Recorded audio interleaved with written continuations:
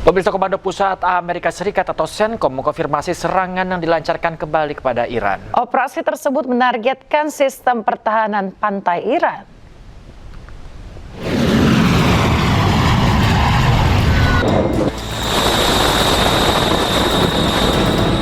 Komando Pusat AS atau CENTCOM melaporkan pada Senin bahwa pasukannya melakukan serangan lanjutan terhadap target di Iran. Hal ini menandai serangan malam ketiga berturut-turut seiring meningkatnya ketegangan di Selat Hormuz. Rekaman video menunjukkan jet tempur lepas landas dan rudal diluncurkan sebelum serangan menghantam target yang diduga milik Iran. Tanggal dan lokasi pasti dari rekaman tersebut tidak dapat diverifikasi secara independen. CENTCOM menyatakan operasi tersebut menargetkan sistem pertahanan pantai Iran, lokasi rudal dan drone, serta kemampuan maritim. Sebelumnya, Iran dan AS kembali saling meluncurkan serangan usai tanda tangan nota kesepahaman damai. Ya, pemirsa, selain Iran, Amerika Serikat juga kembali blokade lalu lintas maritim yang masuk dan keluar dari pelabuhan Iran. Kedua negara pun tak segan menyerang kapal yang nekat melintas.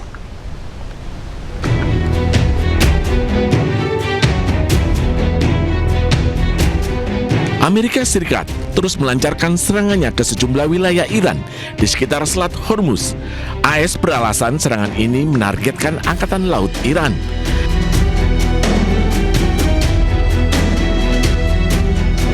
Tak hanya itu, Amerika Serikat juga kembali blokade lalu lintas maritim yang masuk dan keluar dari pelabuhan Iran. Namun, AS mengizinkan pelayaran komersial lain untuk berlayar selama tidak berlabuh di pelabuhan Iran.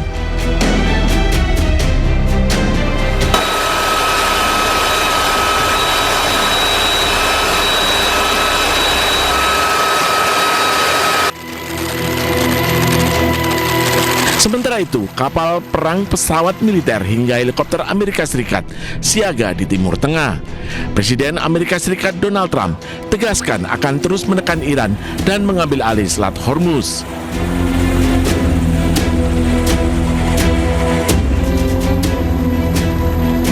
Well, I think it's going very fast. We've demolished their military. We're hitting them very hard. We had a deal yesterday or the day before yesterday, was all done, and then they broke up that deal immediately because they found out there was something in the deal they didn't like. And they're wired differently, and we're not going to put up with it. We are just going forward with attacking them tonight. We're taking out all of their capability for anything having to do with the Strait, with the Hormuz Strait. And I think in the end, we will end up just controlling the whole thing.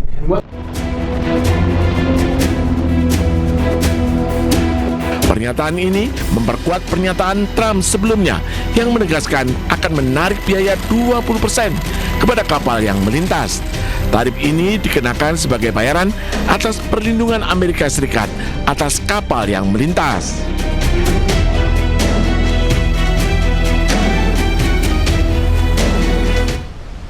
Pemirsa, Korps Garda Revolusi Iran atau IRGC menembak jatuh pesawat tak berawak MQ-1 Predator milik Amerika Serikat.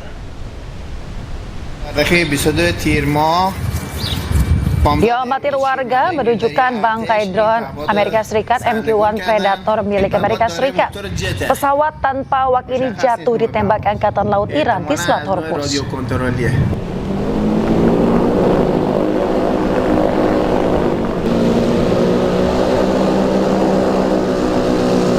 Ruko di pasar tradisional Tambun, Bekasi, Jawa Barat yang terbakar pada Selasa malam. Api muncul diduga akibat korsleting listrik. Kasian banget ya kok. 4 ruko di pasar tradisional Tambun Selatan, Desa Setia Dharma, Kecamatan Tambun Selatan, Kabupaten Bekasi, Jawa Barat, Selasa malam ludes terbakar. Banyaknya bahan material yang mudah terbakar membuat api dengan cepat menjalar dan menghanguskan 4 ruko yang berdampingan tersebut.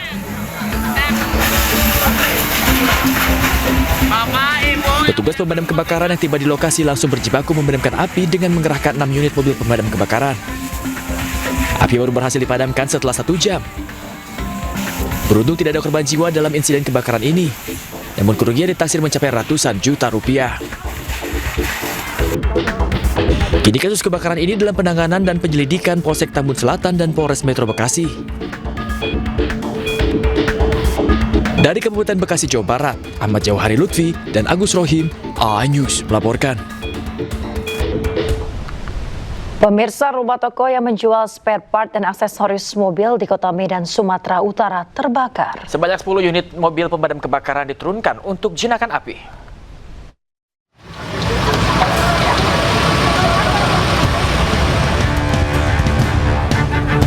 Asap tebal membumbung tinggi dari sebuah ruko yang menjual spare part dan aksesoris mobil di Jalan Semarang, Medan, Sumatera Utara.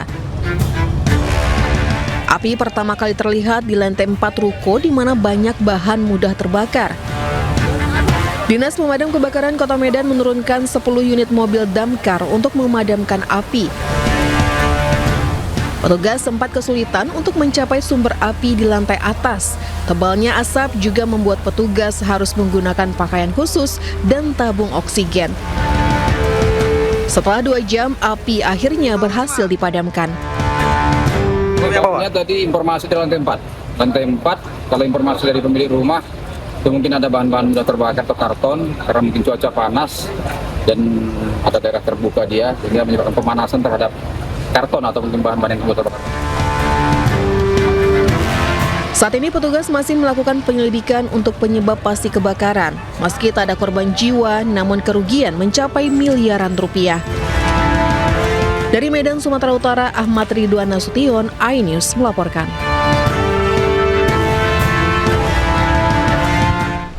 Seorang maling di Sukabumi, Jawa Barat tewas dikeroyok massa. Sementara satu lainnya babak belur usai dituding mencuri mesin sepeda motor.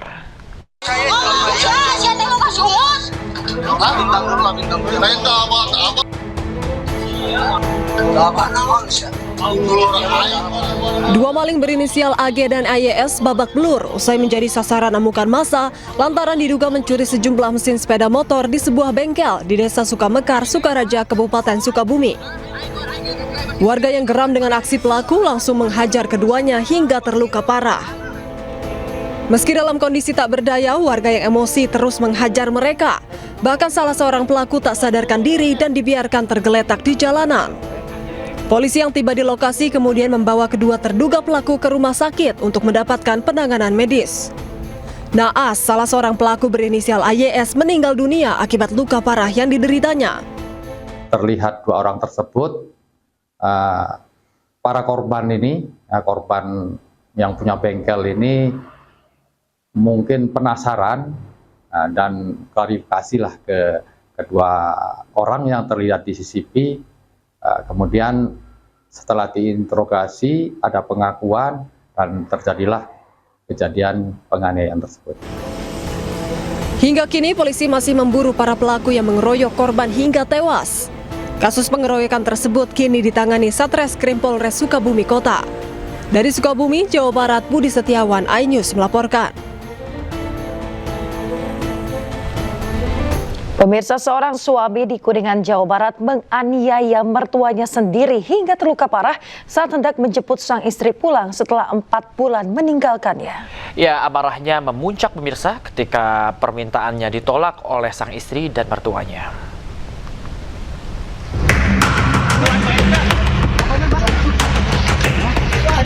Seorang pria ditangkap Satreskrim Polres Kuningan, Jawa Barat usai menganiaya mertuanya.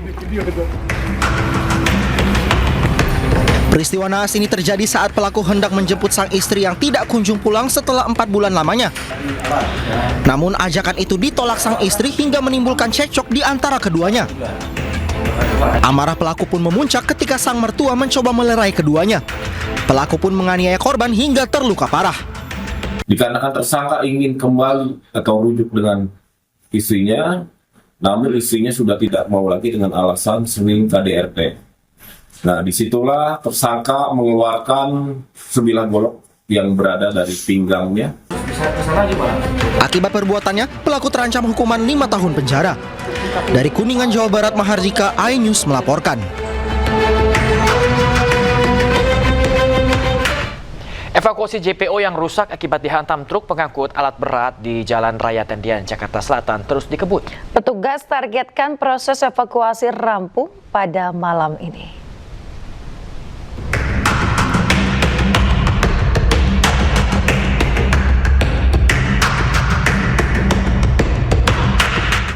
Proses evakuasi dan pembongkaran jembatan penyeberangan orang atau JPO yang rusak akibat dihantam truk pengangkut alat berat di Jalan Raya Tendean, Jakarta Selatan terus dikebut. Petugas gabungan dari Dinas Bina Marga dan Perhubungan berjibaku merampungkan pembongkaran JPO. Proses evakuasi ditargetkan selesai malam ini agar aktivitas lalu lintas dapat kembali normal. Sementara petugas kepolisian disebar di sejumlah lokasi untuk mengurai kemacetan. Untuk sisi utara Jalan Raya Tendean dari El Santa menuju ke Mampang sudah bisa dilintasi oleh kendaraan.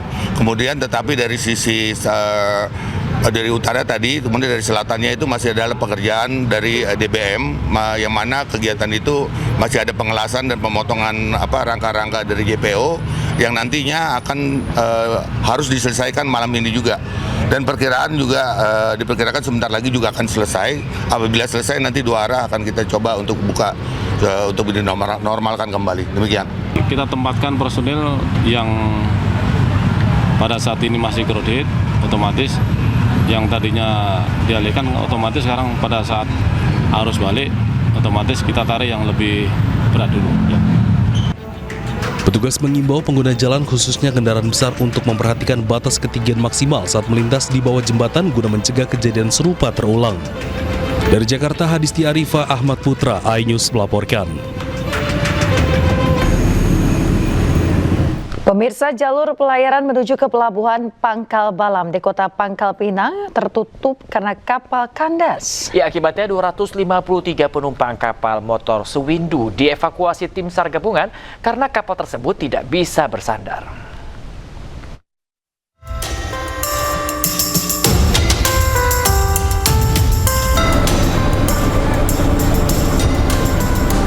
Terhalang kapal kandas di tengah laut, tim SAR mengevakuasi ratusan penumpang kapal motor Suwindu. Penyelamatan ini terjadi di alur pelayaran Pangkal Balam, Kota Pangkal Pinang, Bangka Belitung.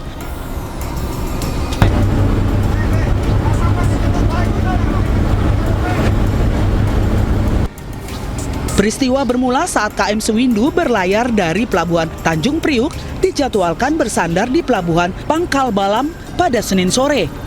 Namun saat memasuki alur pelayaran kapal Alken, pesat yang kandas setelah dihantam cuaca buruk menghalangi kapal motor Suwindu.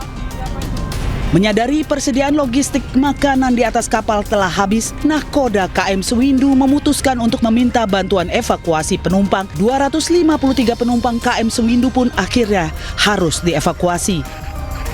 Berhasil membawa 252 penumpang. Dari total jumlah penumpang 261 penumpang dalam keadaan selamat. Kami ucapkan terima kasih pada satuan pendukung yang telah membantu pelaksanaan proses evakuasi dari KM Suwindu sehingga proses evakuasi dapat berjalan dengan aman dan lancar tanpa korban. Akibat lamanya berada di laut, salah satu penumpang harus dibawa ke rumah sakit Bakti Timah untuk mendapatkan perawatan medis lebih lanjut. Dari Pangkal Pinang, Bangka Belitung, Haryanto, iNews melaporkan.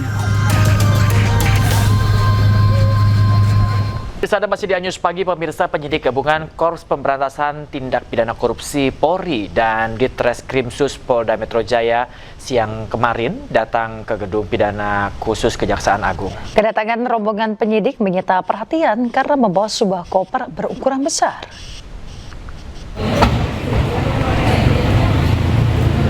Pemirsa, rombongan penyidik tiba di Gedung Bundar atau Gedung Pidana Khusus Kejaksaan Agung menggunakan sebuah minibus dengan nomor polisi khusus milik kepolisian.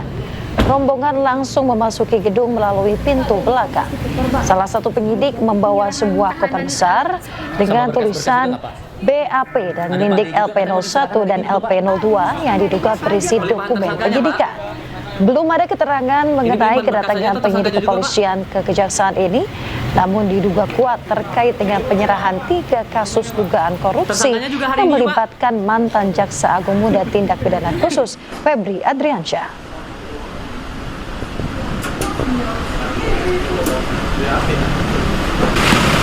Sementara itu, polisi gandeng Federal Bureau of Investigation atau FBI dan Kedutaan Amerika Serikat dalam usut 3 kasus korupsi yang menyeret mantan Jampitsus Kejagung Febri Adriansyah.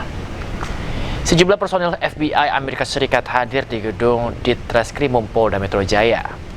Keterlibatan FBI untuk mengecek barang bukti dolar yang disita polisi, di mana selain FBI, Polri juga menggandeng Kedutaan Besar Amerika dan Singapura. Ini ada uang USD, SGD, rupiah, termasuk emas batangan. Jadi nanti akan dilakukan uji terkait tentang Singapura dolar, US dolar dari FBI dan Kedutaan Amerika, termasuk dari Kedutaan Singapura dan Bank Indonesia. Kami akan sampaikan pada teman-teman sekalian secara berkala. Tadi dari teman kita dari Pegadaian Pusat sudah menyampaikan, nanti hasilnya dari 74 lempeng ini akan disampaikan hasilnya kepada teman-teman sekalian. Ini merupakan suatu proses dalam penyerahan penanganan perkara lanjutan yang ditangani oleh Joint Investigasi kepada Kejaksaan Agung. Saya rasa itu teman-teman sekalian ya. Pasca ditetapkan sebagai tersangka, beredar info ex-Jampitsus Febri Adriansyah dikabarkan umroh pemirsa. Namun isu dibantah Kejagung dan berdalih Febri masih di Indonesia dan dalam pengawasan penyidik.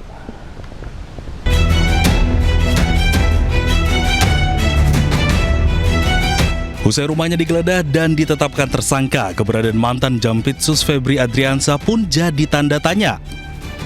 Apalagi hingga kini Febri belum ditahan. Namun Kepala Pusat Penerangan Hukum Kejaksaan Agung Anang Supriyatna memastikan Febri berada di Indonesia. Dan terkait dengan yang disampaikan terkait dengan inisial FA itu, yang jelas yang bersangkutan masih ada di Indonesia, tidak keluar negeri, dan kooperatif, dan dalam pantauan penyidik. Nggak benar itu, gimana mau umroh? Sudah dicekal oleh penyidik semula juga. Kami pastikan ada di Indonesia, tidak di luar negeri, dan sudah dicekal, dan dalam pantauan penyidik juga. Febri muncul pertama kali ke publik pada Jumat 10 Juli lalu. Dengan percaya diri, Febri memastikan dirinya masih menjabat sebagai Jampitsus dan masih menangani sejumlah kasus, salah satunya makan bergizi gratis. Febri juga membantah memiliki keterkaitan bisnis dengan kafe yang digeledah polisi. Febri pun membantah uang yang berada di rumahnya disentul miliknya. Namun, sehari setelah pernyataannya, Kejagung mengumumkan Febri mundur dari jabatannya sebagai Jampitsus. Di hari yang sama, polisi menetapkan Febri sebagai tersangka. Ia diduga terlibat kasus korupsi dan pencucian uang terkait batu bara PLTU, Asabri, dan Krakatau Steel. Usai ditetapkan sebagai tersangka, Febri tak lagi muncul di publik. Tim Liputan iNews melaporkan. Sementara itu, pemirsa, Menteri Imigrasi dan Pemasyarakatan RI Agus Andrianto pastikan Febri Adriansyah dicekal selama 20 hari sesuai permintaan Polda Metro Jaya. Nantinya durasi pencekalan bisa saja bertambah jika ada permintaan dari Kejaksaan Agung. Sementara ya 20 hari sesuai permintaan dari Polda Metro Jaya. Sekarang kan sudah diserahkan ke Kejaksaan penanganannya. Kita tunggu nanti setelah 20 hari nanti akan ada permintaan lagi dari Kejaksaan. Pencekalan itu masanya 6 bulan ya Pak, ini kenapa 20 hari Pak pertimbangan? Ya karena masih sementara ya, kemarin yang diajukan oleh Polda Metro Jaya, jadi kita kasih 20 hari. Kita tunggu dari Kejaksaan. Komisi Pemberantasan Korupsi tanggapi usulan kasus yang jerat mantan Jaksa Agung Muda bidang tindak pidana khusus Kejaksaan Agung atau Jampitsus Febri Adriansyah dilimpahkan ke KPK. Juru bicara KPK Budi Prasetyo menilai KPK memantau kasus Febri Adriansyah masih pada tahap awal dan belum memerlukan intervensi langsung berupa pengambil alihan.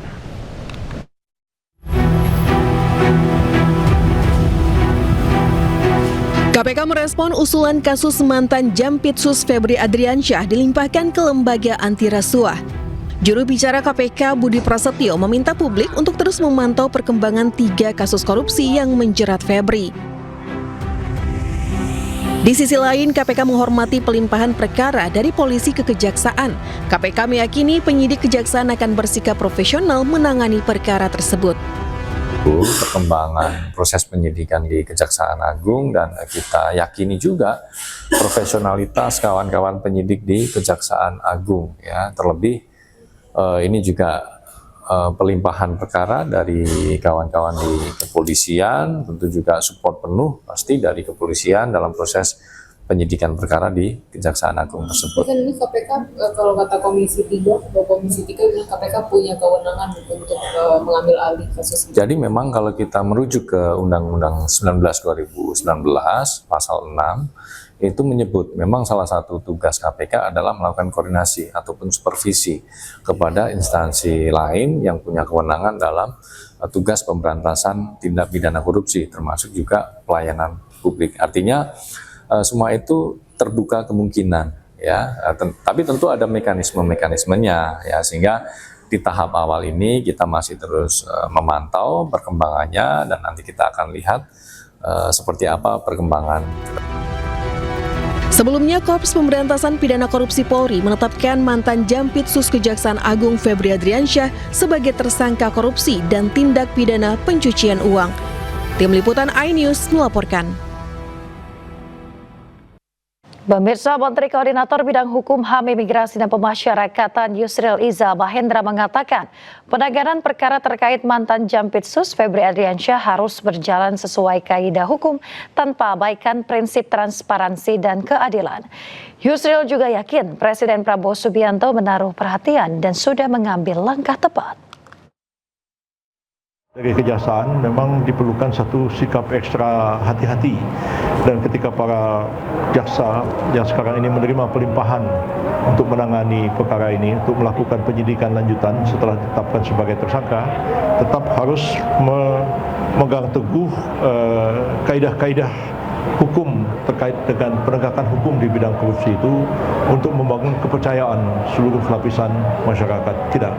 Saya berkeyakinan bahwa Presiden sangat concern dengan persoalan ini, dan beliau sudah mengambil satu langkah yang tepat menurut saya, memanggil pimpinan Polri, pimpinan Kejaksaan, dan melimpahkan ke Kejaksaan, walaupun mungkin ada perbedaan pendapat di kalangan aktivis hukum, para lawyers, para LSM, pegiat anti korupsi, akademisi mengenai pelimpahan ini. Tapi kita terima saja. Memang itu ada kemungkinan untuk dilimpahkan satu penyidikan kepada pihak yang juga berwenang. Ex-Menko Polhukam Mahfud MD berpendapat ex-Jampitsus Febri Adriansyah bisa menang dalam pra-peradilan karena penetapan status yang dilakukan tidak melalui proses pemeriksaan. Menjawab sentilan Mahfud MD, Komisi 3 DPR siap undang Mahfud MD untuk dengar pandangannya. Diperiksa oleh penyidik Polri ini, maka tersangka Febri Adriansyah bisa mengajukan pra-peradilan dan mungkin saja menang.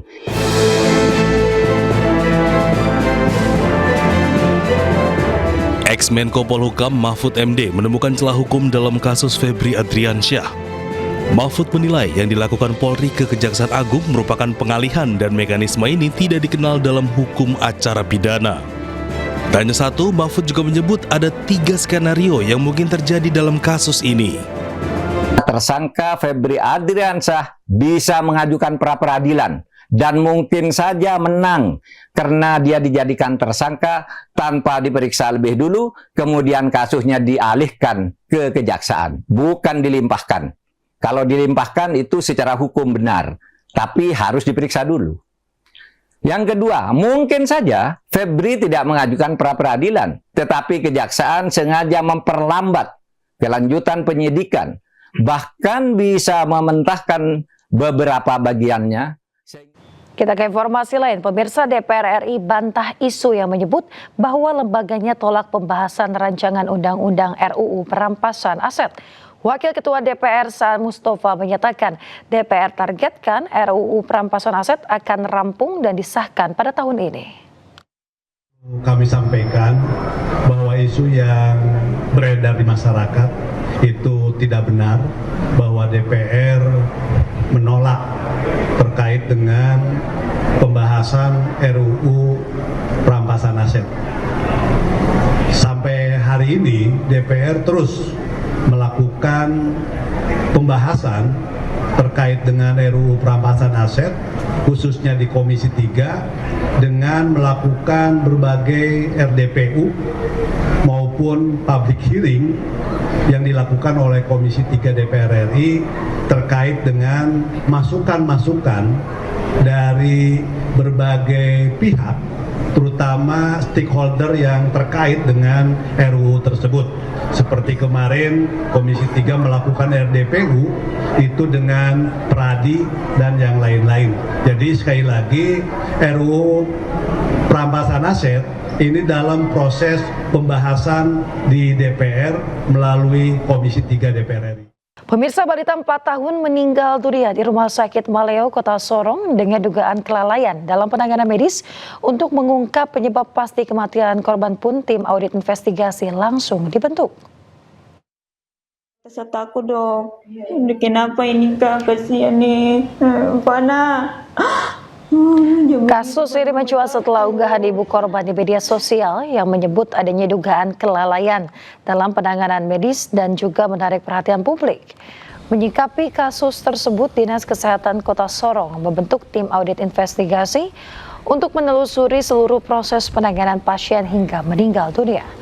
Tim audit melibatkan dokter spesialis anak, akademisi, dan juga tim hukum agar proses pemeriksaan berjalan secara menyeluruh dan juga objektif.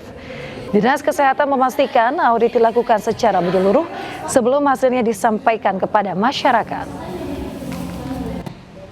Kalau untuk dengan dinas tadi sudah ada dilakukan koordinasi, kemudian dari dinas dengan rumah sakit sedang melakukan investigasi saja. Untuk hasilnya menunggu. Jadi nanti dari rumah sakit dan dinas sudah nanti dari hasil investigasi baru nanti di selanjutnya selesai. Untuk tim audit sudah barang tentu yang pertama dari kami Dinas Kesehatan sendiri, kemudian dari dokter-dokter spesialis karena kasus ini adalah kasus anak, oleh sebab itu nanti dokter spesialis anak akan kami libatkan. Oleh sebab itu kami butuh waktu untuk diaudit. Kami mengaudit, mencari tahu semua, ya mulai dari awal dia datang sampai pada saat dia meninggal. Ada tenggat waktu tidak Bu terkait dengan audit ini? Kurang lebih harus diberikan kesempatan kepada kami sebulan. Baru bisa. Pemirsa, seorang pemuda yang diduga dalam kondisi mabuk menabrak sepeda motor yang terparkir di kawasan Taman Gajah Dharma Wangsa, Jakarta. Saat tas pelaku diperiksa, petugas menemukan 2 senjata tajam dan juga 1 paket yang diduga narkotika jenis sabu.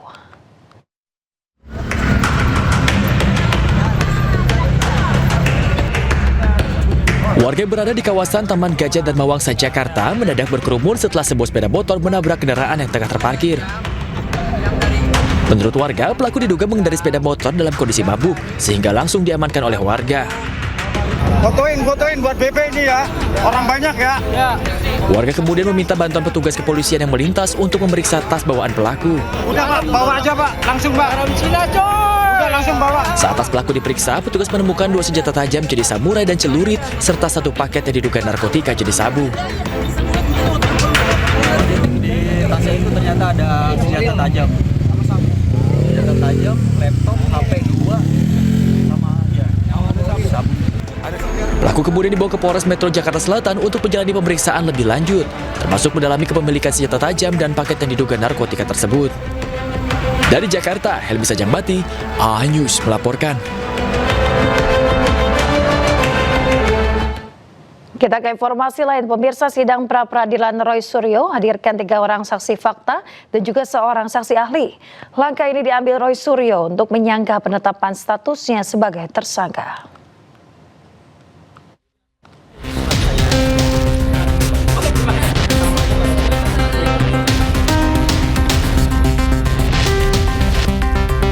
Sidang pra-peradilan kedua Roy Suryo memasuki agenda pembuktian Selasa siang.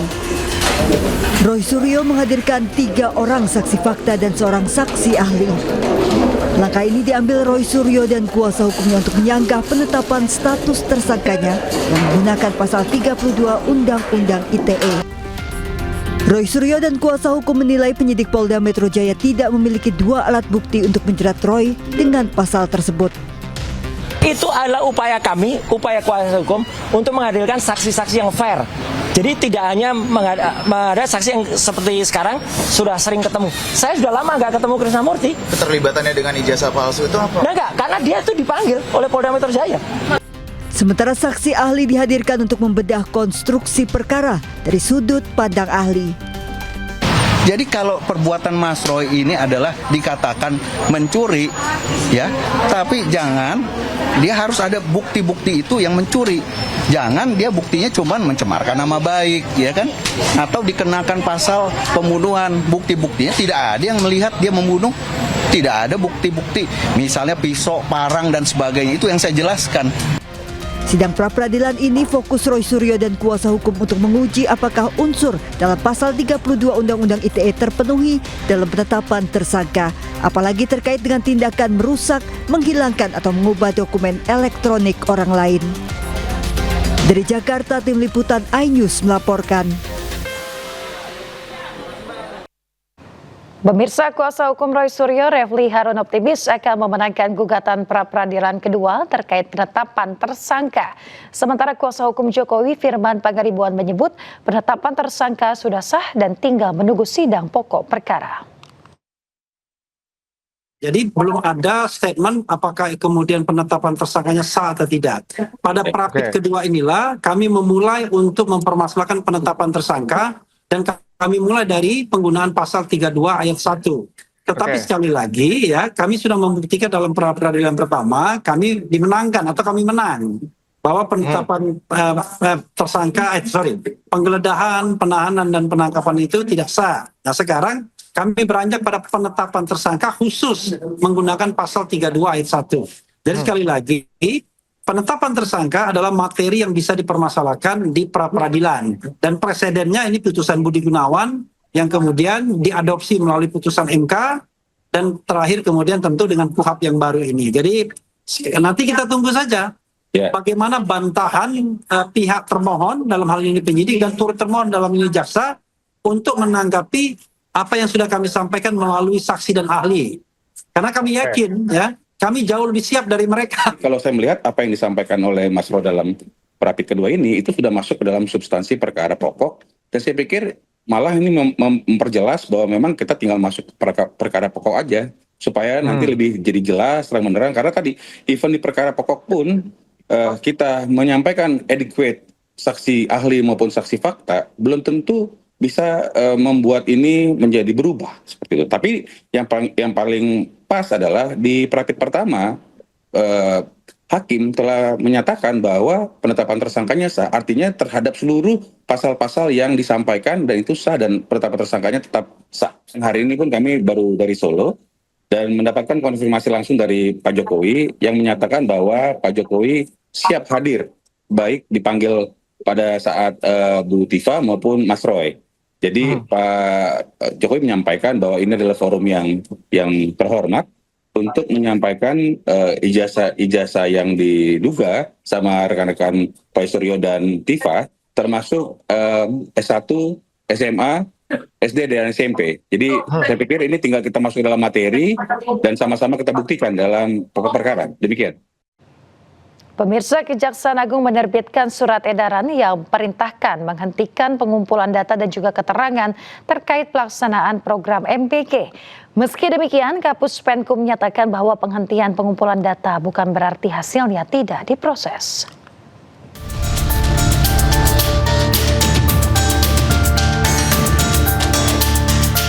Kejaksaan Agung menghentikan pengumpulan data dan keterangan terkait program makan bergizi gratis yang bermasalah.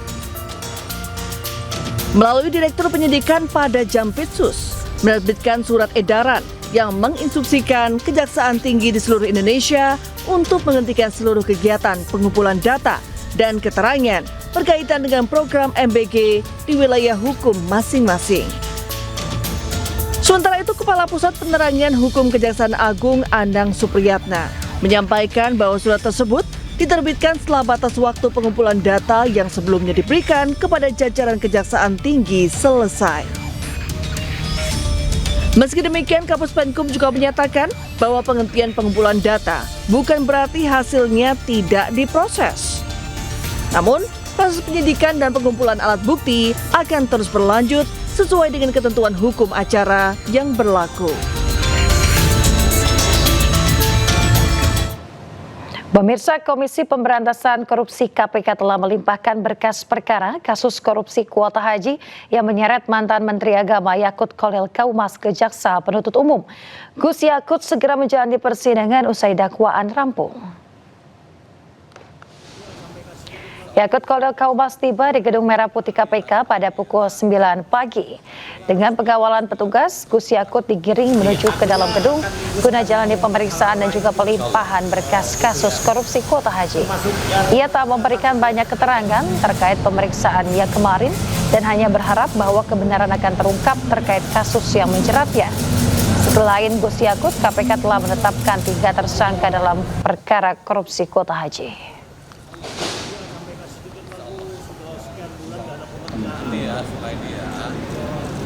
Setelah menjalani proses selama kurang lebih 2,5 jam, Yakut Khalil Kaumas keluar didampingi tim kuasa hukumnya. Yakut mengaku bersyukur karena berkas perkaranya telah dinyatakan lengkap atau P21 dan menegaskan siap menghadapi proses persidangan. Sementara itu, pemirsa, tim kuasa hukum Yakut menilai kebijakan pembagian kuota haji yang menjadi persoalan dalam perkara ini telah diatur dalam MOU dengan pihak Arab Saudi. Seluruh penjelasan telah disampaikan kepada penyidik dan akan dibuktikan lebih lanjut dalam persidangan. Dan insya Allah kita akan segera menghadapi persidangan agar terbuka mana yang benar, mana yang salah. Ya, tadi Gus menyatakan bahwa akan mengungkap, itu apa yang mau diungkap? Ya, apa yang belum terungkap nanti di persidangan ya. Maksudnya mau dibongkar atau gimana, Gus? Nanti di persidangan ya Mas ya, sabar. Bedanya di sini sama persidangan kan beda.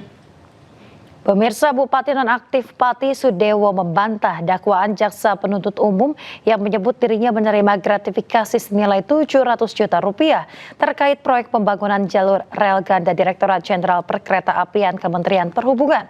Dalam sidang pemeriksaan saksi di Pengadilan Tipikor Semarang, Jaksa KPK juga mengungkap adanya fakta baru mengenai dugaan aliran dana kepada Gus Miftah.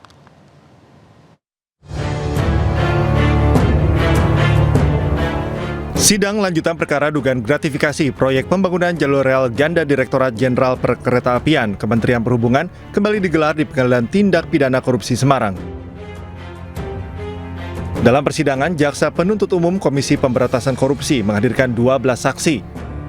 Mereka terdiri dari rekanan proyek PT Mataram Inti Konstruksi, pejabat Kementerian Perhubungan bidang sarana dan prasarana, serta 4 terpidana dalam perkara korupsi proyek jalur rel ganda.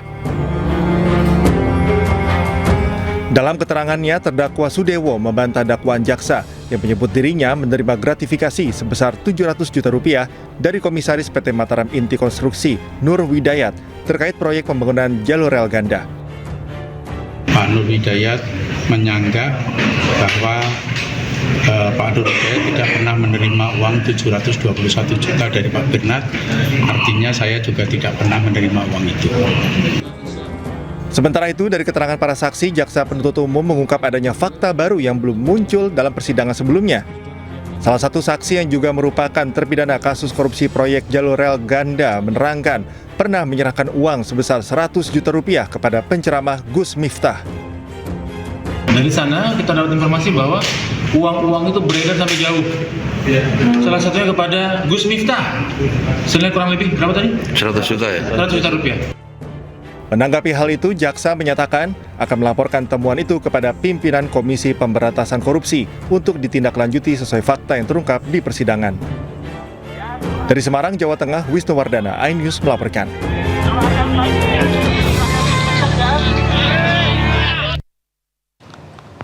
Pemirsa, Komisi Pemberantasan Korupsi menggeledah rumah anggota 5 Badan Pemeriksa Keuangan Bobi Ardityo Rizaldi pada hari Selasa. Penggeledahan tersebut terkait kasus dugaan suap audit BPK di Kabupaten Muara Enim, Sumatera Selatan. Muara Enim ini memang kan ada 2 perkara selain adanya dugaan suap berkaitan dengan pengadaan barang dan jasa. perkara kedua berkaitan dengan suap temuan audit BPK di Pemkab Muara Enim. Bahwa kemudian dalam proses penyidikannya, hari ini penyidik melakukan penggeledahan di rumah saudara BB yang merupakan salah satu anggota BPK RI. Di mana dalam penggeledahan hari ini penyidik menemukan dan melakukan penyitaan terhadap barang bukti elektronik, di mana dalam penggeledahan ini tentu nanti juga akan dilakukan ekstraksi terhadap beberapa BBE tersebut. Ya, tentunya dalam penggeledahan ini juga penyidik mendapatkan petunjuk ya untuk kemudian berkeyakinan melakukan penggeledahan untuk mencari bukti-bukti tambahan yang dibutuhkan untuk mengungkap perkara ini menjadi terang benderang. Pemirsa, ribuan aparatur sipil negara di Jawa Barat diduga bermain judi online. Pemprov Jabar mulai memeriksa para ASN dan jika terbukti akan dijatuhi sanksi berat hingga pemecatan.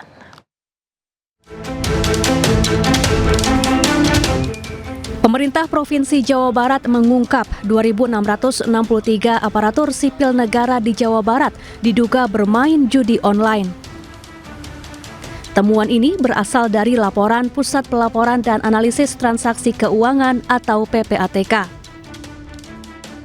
Total nilai transaksi judi online yang dilakukan ASN di 27 kabupaten dan kota mencapai 10 miliar rupiah. Bahkan ada ASN yang saldo rekeningnya mencapai 800 juta rupiah dari hasil judi online. Pemprov Jawa Barat membentuk tim gabungan yang terdiri dari Badan Kepegawaian Daerah, Inspektorat dan Biro Hukum untuk memberantas judi online di lingkungan Pemprov Jabar.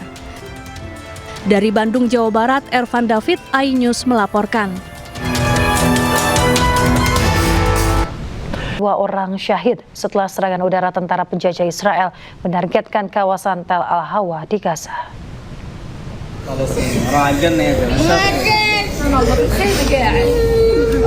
Seorang anak berusia 10 tahun turut menjadi korban kekejaman tentara Zionis Israel yang menyerbu kawasan Tel Al-Hawa di Gaza dengan rentetan senjata api.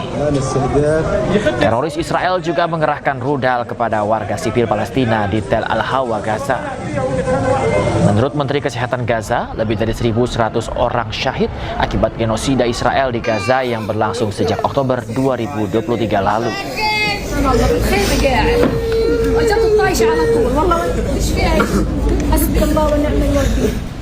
Di bawah todongan senjata, warga Palestina di tepi barat kembali menjadi korban penggusuran dan penghancuran rumah oleh teroris Israel. Pihak penjajah berdalih warga Palestina membangun tanpa izin.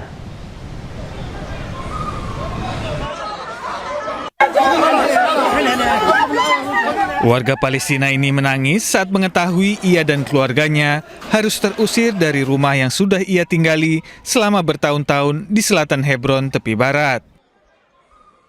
Di bawah ancaman moncong senjata, para penghuni rumah juga dipaksa untuk mengeluarkan barang-barang dari dalam rumah.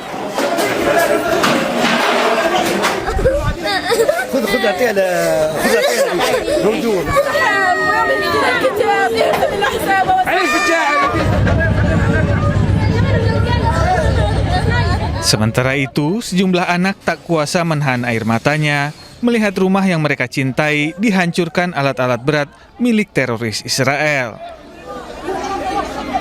ضايلين في أرضنا حتى لو بنتغطى الأرض وبنفرش السماء بنتغطى السماء بدنا نضل في الأرض دائما وأبدا إن شاء الله. ولكل العالم اللي بيقولوا عن الشعب الفلسطيني إرهابي بيقهروا أرواح أطفال صغار بيبكوا بيدوا دورنا خرجوا هم أكثر ناس إرهابيين. Dengan berbagai alasan, pemerintah apartheid Israel dengan sengaja dan sistematis menghancurkan rumah dan mengusir warga Palestina dari tepi barat. Hal ini dilakukan agar warga Yahudi dari sejumlah negara bisa pindah ke Palestina. Pemirsa, penderitaan hidup anak-anak di Gaza semakin bertambah dengan penyakit kulit yang dideritanya. Mereka bahkan tidak dapat tidur dan bermain akibat luka di sekujur tubuhnya.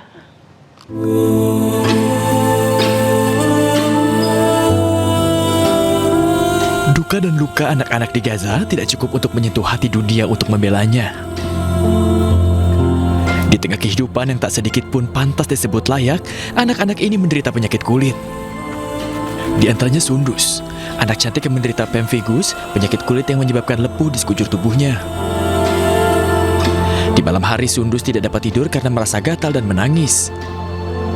Ia bahkan tak dapat bermain dengan teman sebayanya karena tak tahan merasakan lukanya terkena pakaian. Selain Sundus, Iman, anak berusia 2 tahun juga menderita cacar air. Iman tertular penyakit ini untuk ketiga kalinya, sementara kedua saudaranya juga tertular penyakit kulit lainnya akibat kondisi di tenda pengungsian. Suhu tinggi, kekurangan gizi, dan kekebalan tubuh yang melemah membuat anak-anak ini cepat tertular. Mirisnya, di tengah penyakit ini pertolongan medis sulit didapatkan. Orang tua anak-anak ini hanya dapat mengolesi salep yang tidak membuat kondisi mereka lebih baik. Pada awal Juli, OCHA mengatakan hampir 9.300 kasus cacar air telah dilaporkan lebih dari 130 fasilitas kesehatan di Gaza.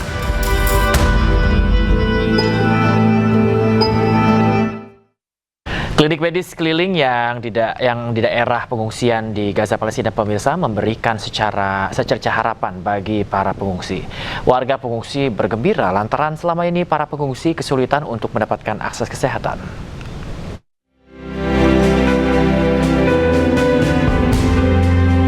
Klinik medis keliling yang dikelola oleh Emirates Medical Center telah mendekatkan layanan kesehatan kepada para pengungsi di Camp Al-Aman di Deir al-Balah, Gaza Tengah.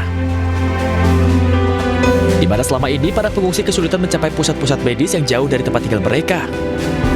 بنروح على مستشفيات المواصلات صعبة سواء روحة أو جاية صعبة ما فيش مواصلات غير هيك بنستنى كتير طابور كتير في العيادات والأصعب من هيك إنه لما بنصل العيادة ما بنلاقيش العلاج موجود فهنا توفر العلاج مكان قريب علينا سهل وغير هيك العلاج متوفر. UEA sendiri menamai operasi klinik keliling dengan nama Operasi Seforus Night 3 pada 5 November 2023 di bawah arahan Presiden UEA Sheikh Mohammed bin Zayed Al Nahyan. Pemirsa, Rusia menggagalkan rencana penyelundupan 35 drone ke wilayah Moskow. Drone disembunyikan dalam pengiriman tile dan diduga berasal dari Spanyol.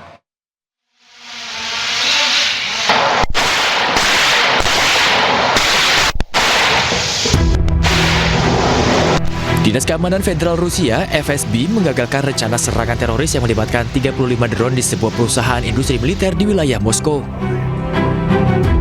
Pengiriman drone disamarkan dalam sebuah paket pengiriman ubin keramik Spanyol. Menurut para penyelidik, pesawat tanpa awak tersebut diimpor secara diam-diam ke Rusia dan menduga ada keterlibatan dengan Kiev. Sejumlah warga negara asing pun dituduh terlibat dalam penyelundupan. Sejumlah tersangka pinak diduga terlibat dalam aksi penyelundupan ini telah ditahan. Pemirsa, kebakaran hutan Fontainebleau di Tenggara Paris masih terus berkobar. Lebih dari 800 personil pemadam kebakaran dikerahkan untuk memadamkan api.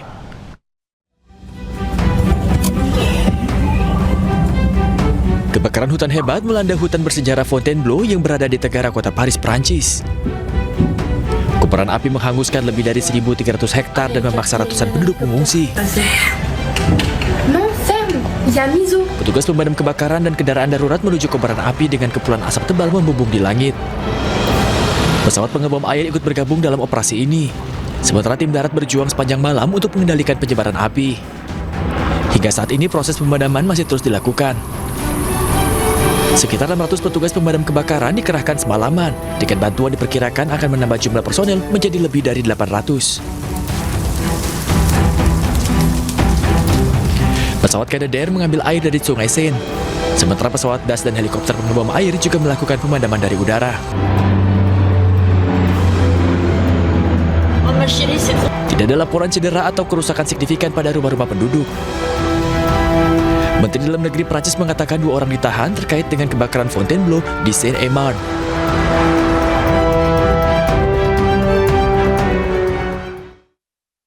Kita ke informasi berikutnya, pemirsa, terkait dengan kebakaran 4 ruko di pasar tradisional Tambun, Bekasi, Jawa Barat pada Selasa malam. Api muncul diduga akibat korsleting listrik. Kasian banget ya kok. 4 ruko di pasar tradisional Tambun Selatan, Desa Setia Dharma, Kecamatan Tambun Selatan, Kabupaten Bekasi, Jawa Barat, Selasa malam ludes terbakar. Banyaknya bahan material yang mudah terbakar membuat api dengan cepat menjalar dan menghanguskan 4 ruko yang berdampingan tersebut.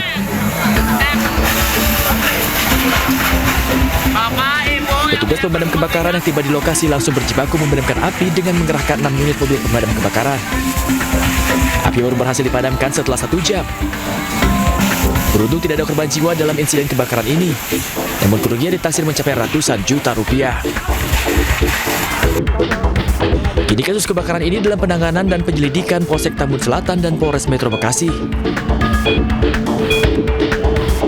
Dari Kabupaten Bekasi, Jawa Barat, Ahmad Jauhari Lutfi dan Agus Rohim, iNews melaporkan. Evakuasi JPO yang rusak akibat dihantam truk pengangkut alat berat di Jalan Raya Tendean, Jakarta Selatan terus dikebut pemirsa. Petugas menargetkan proses evakuasi rampung Selasa malam.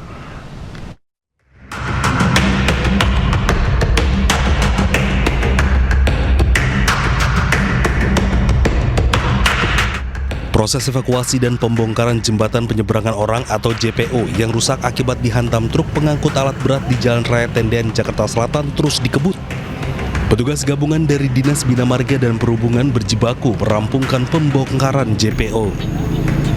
Proses evakuasi ditargetkan selesai malam ini agar aktivitas lalu lintas dapat kembali normal. Sementara petugas kepolisian disebar di sejumlah lokasi untuk mengurai kemacetan. Untuk sisi utara Jalan Raya Tendean dari El Santa menuju ke Mampang sudah bisa dilintasi oleh kendaraan. Kemudian tetapi dari sisi dari utara tadi, kemudian dari selatannya itu masih ada pekerjaan dari DBM yang mana kegiatan itu masih ada pengelasan dan pemotongan rangka-rangka dari JPO yang nantinya akan harus diselesaikan malam ini juga. Dan perkiraan juga diperkirakan sebentar lagi juga akan selesai. Apabila selesai nanti 2 arah akan kita coba untuk buka untuk dinormalkan kembali. Demikian. Kita tempatkan personil yang pada saat ini masih kredit, otomatis yang tadinya dialihkan otomatis sekarang pada saat arus balik otomatis kita tarik yang lebih berat dulu. Ya. Petugas mengimbau pengguna jalan khususnya kendaraan besar untuk memperhatikan batas ketinggian maksimal saat melintas di bawah jembatan guna mencegah kejadian serupa terulang. Dari Jakarta, Hadisti Arifah, Ahmad Putra, iNews melaporkan. Pemirsa, bom rakitan meledak di dalam kelas di Madrasah Aliyah Negeri 3 Kota Padang, Sumatera Barat. Diduga pelaku siswa kelas 3 di sekolah tersebut dan sudah ditangkap polisi.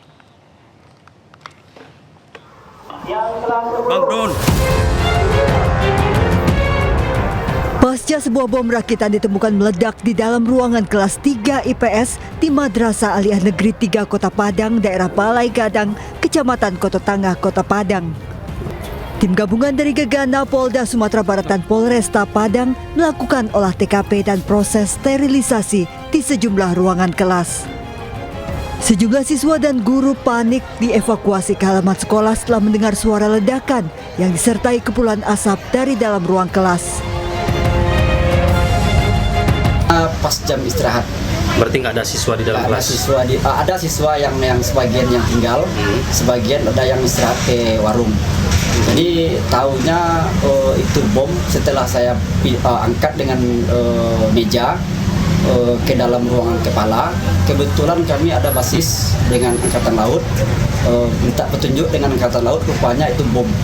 Seperti apa bentukannya, Pak? Persis seperti aki motor. Aki dibungkus atau terbungkus dengan lakban.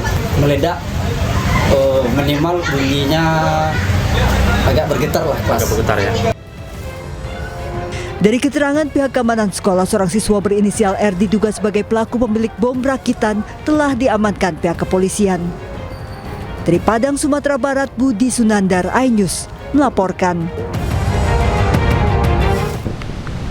Kasus hukum pembakaran anaknya mandek, pemirsa. Orang tua santri asal Lombok Tengah, korban pembakaran di pondok pesantren, menangis di hadapan anggota DPR RI Komisi 3 di Jakarta. Sang ibu menceritakan penganiayaan anaknya yang dibakar hidup-hidup pada November 2025 lalu.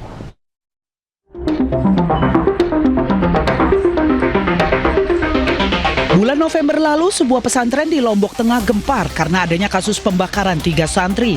Naas, 1 dari 3 santri meninggal dunia telah menderita luka bakar sebesar 80%. Orang tua korban yang melaporkan ke polisi menilai kasusnya tidak berkembang, sehingga bertolak ke Jakarta untuk bertemu dengan anggota DPR RI. Selasa siang, orang tua korban akhirnya melakukan rapat dengar pendapat atau RDP dengan Komisi 3 DPR RI. Biarkan kasus kematian anak saya, Sahril Sobirin, menguap dan dilupakan hanya kami orang miskin yang tidak punya uang dan kekuasaan. Saya memohon kepada Komisi 3 untuk menggunakan wewenang besar yang Bapak dan Ibu miliki guna mendesak Kapolri mengusut tuntas skandal pembungkaman ini. Tolong awasi polisi-polisi di daerah kami yang tega-teganya menyuruh pihak pesantren meminta tanda tangan damai di atas luka bakar 80% anak saya. Saya meminta keadilan yang seadil-adilnya, seret semua pelaku penganiayaan, pelaku pembakaran dan orang-orang besar di dalam pesantren yang ikut menyembunyikan kejahatan ini ke dalam penjara. Syahril diduga menjadi salah satu dari 3 korban pembakaran oleh kakak kelasnya pada bulan November 2025 lalu. Sementara itu, keluarga korban sudah melaporkan ke polisi, tetapi keluarga pelaku pembakaran menawarkan surat perdamaian. Selain ke DPR RI, ibu korban pun meminta bantuan ke Presiden Republik Indonesia melalui surat terbuka. Tim Liputan iNews melaporkan. Pemirsa, 2 orang menjadi tersangka kasus santri bakar temannya di salah satu pondok pesantren di Lombok Tengah, Nusa Tenggara Barat. Kedua tersangka merupakan pimpinan pesantren dan santri yang membakar keempat temannya hingga salah satunya meninggal dunia.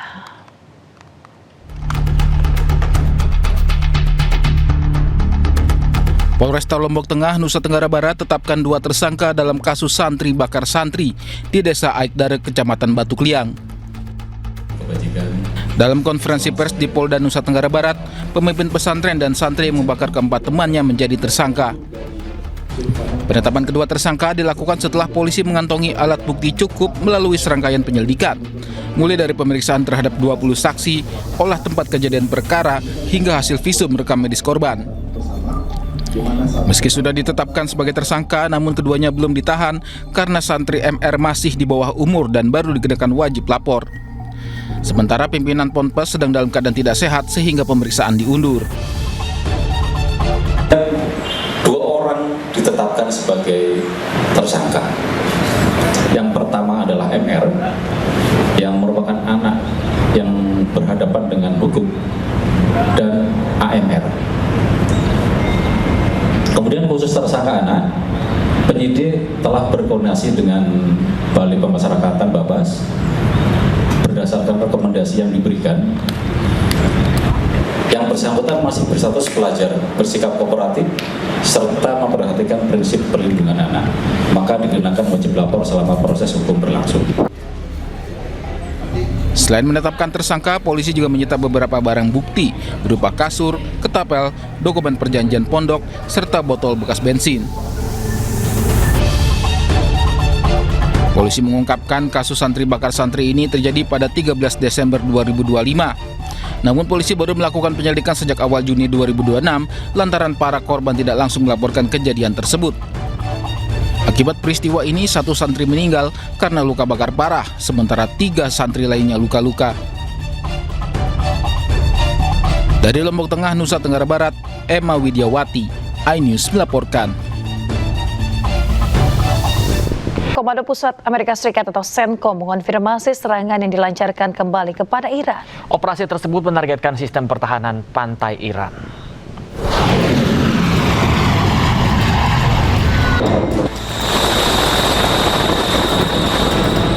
Komando Pusat AS atau CENTCOM melaporkan pada Senin bahwa pasukannya melakukan serangan lanjutan terhadap target di Iran.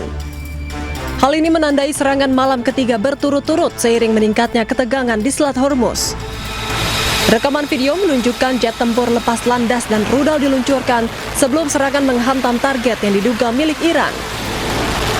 Tanggal dan lokasi pasti dari rekaman tersebut tidak dapat diverifikasi secara independen. Senkom menyatakan operasi tersebut menargetkan sistem pertahanan pantai Iran, lokasi rudal dan drone, serta kemampuan maritim.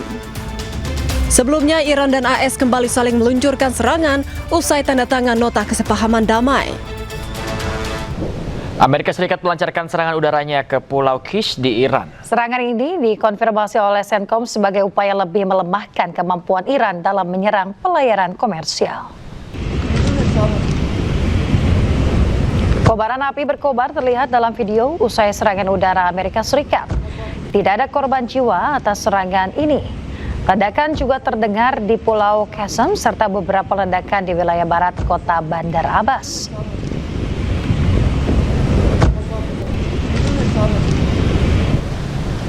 Militer Amerika Serikat melancarkan serangan udara baru ke fasilitas strategis di Provinsi Bushehr, Iran. Ya, Komando Pusat Amerika Serikat CENTCOM menargetkan pangkalan penjaga pantai, situs rudal dan infrastruktur militer IRGC, pemirsa. Serangan ini merespon gangguan terhadap kapal komersial di Selat Hormuz. Rudal Amerika Serikat juga menghantam area dekat pembangkit tenaga nuklir Bushehr, wilayah Chonghadak dan dermaga kapal Iran. Barak militer IRGC juga dilaporkan terbakar.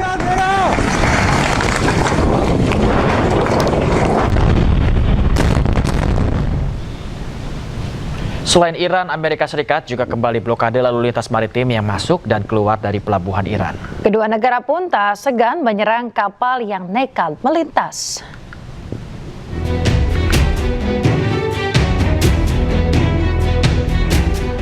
Amerika Serikat terus melancarkan serangannya ke sejumlah wilayah Iran di sekitar Selat Hormuz. AS beralasan serangan ini menargetkan Angkatan Laut Iran.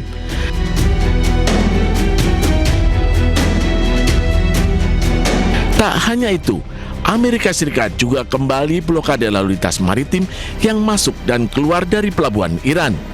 Namun, AS mengizinkan pelayaran komersial lain untuk berlayar selama tidak berlabuh di pelabuhan Iran.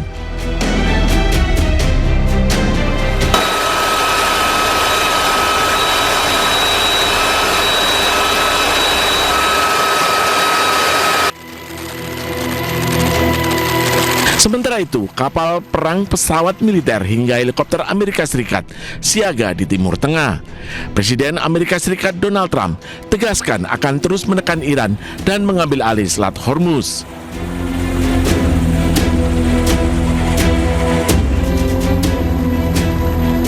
Well, I think it's going very fast. We've demolished their military.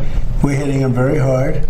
We had a deal yesterday or the day before yesterday, it was all done, and then they broke up that deal immediately because they found out there was something in the deal they didn't like. And they're wired differently, and we're not going to put up with it. We are just going forward, attacking them tonight. We're taking out all of their capability for anything having to do with the Strait, with the Hormuz Strait.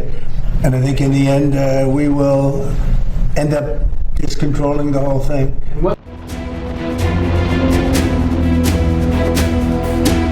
Pernyataan ini memperkuat pernyataan Trump sebelumnya yang menegaskan akan menarik biaya 20% kepada kapal yang melintas. Tarif ini dikenakan sebagai bayaran atas perlindungan Amerika Serikat atas kapal yang melintas.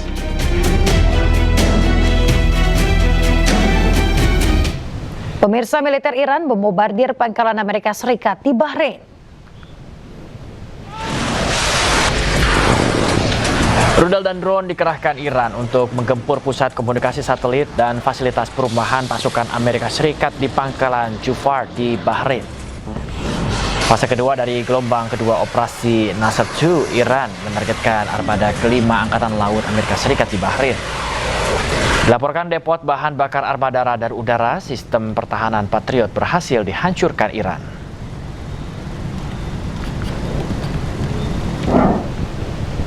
Selain Bahrain, militer Iran juga menyerang pangkalan Amerika Serikat di Yordania.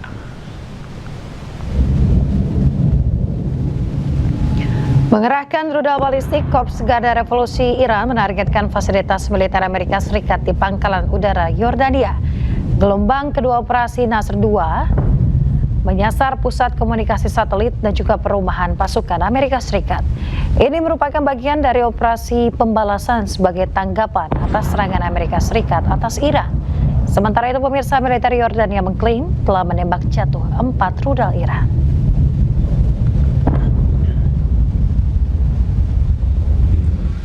Pemirsa, Korps Garda Revolusi Iran IRGC menembak jatuh pesawat tak berawak MQ-1 Predator milik Amerika Serikat.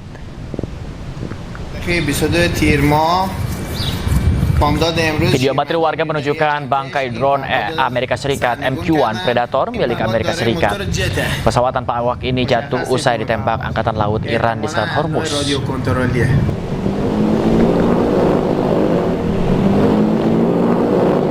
Pesawat tanpa awak MQ-1 merupakan produksi General Atomics Aeronautical System Amerika Serikat.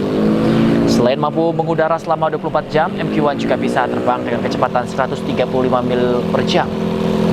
Pesawat tanpa awak ini mampu membawa beban hingga 204 kg yang terdiri dari kamera, sensor, dan 2 misil Hellfire.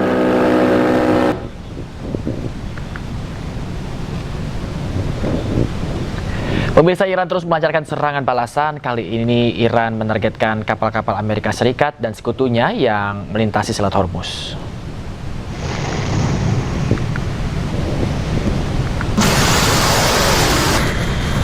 Korps Garda Revolusi Iran mengeluarkan video peluncuran drone dan rudal jelajah. Mereka menargetkan pangkalan militer milik Amerika Serikat yang ada di kawasan Timur Tengah. Tidak hanya itu, Iran juga menyasar kapal Amerika Serikat dan sekutunya yang berada di Selat Hormuz. Target utama adalah pangkalan militer Amerika Serikat yang berada di Bahrain dan juga Kuwait. Serangan ini sebagai bentuk penolakan Iran terhadap perluasan kehadiran Angkatan Laut Amerika Serikat di Selat Hormuz. Sementara itu, pemirsa, CENTCOM mengatakan Amerika Serikat juga menargetkan fasilitas rudal dan drone, infrastruktur pengawasan serta sistem radar pantai milik Iran.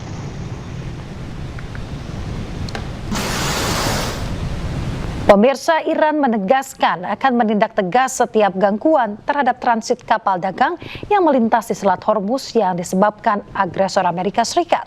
IRGC tidak akan membiarkan Amerika Serikat ikut campur dalam pengelolaan Selat Hormuz. ماجراجویی‌ها و شرارت‌های مکرر آمریکا برای دخالت در مدیریت تنگه هرمز، امنیت منطقه، تجارت بین‌المللی و عبور و مرور کشتی‌های نفتکش و تجاری را به طور جدی به مخاطره انداخته. پیرو هشدارهای قبلی به هیچ عنوان به آمریکا اجازه دخالت در مدیریت تنگه هرمز را نمی‌دهیم و نخواهیم داد. نیروهای مسلح جمهوری اسلامی ایران با هر گونه اختلال و ناامنی برای عبور و مرور کشتی‌های تجاری و نفتکش توسط ارتش متجاوز و راهزن آمریکا خارج از مسیر تعیین شده ایران. Pemirsa, anggota parlemen Iran menggaungkan seruan balas dendam kepada Amerika Serikat dan Israel atas pembunuhan pemimpin tertinggi Ayatollah Ali Khamenei. Suasana riuh berlangsung di gedung parlemen Iran di Teheran pada Selasa siang. Wakil Ketua Parlemen Iran, Hamid Reza Hazibabai, ini meminta seluruh anggota parlemen untuk sumpah setia kepada pemimpin tertinggi Iran. Seruan ini disambut anggota parlemen Iran dengan meneriakkan slogan-slogan balas dendam. Ayatollah Ali Khamenei syahid dalam operasi militer gabungan Amerika Serikat Israel pada tanggal 28 Februari lalu.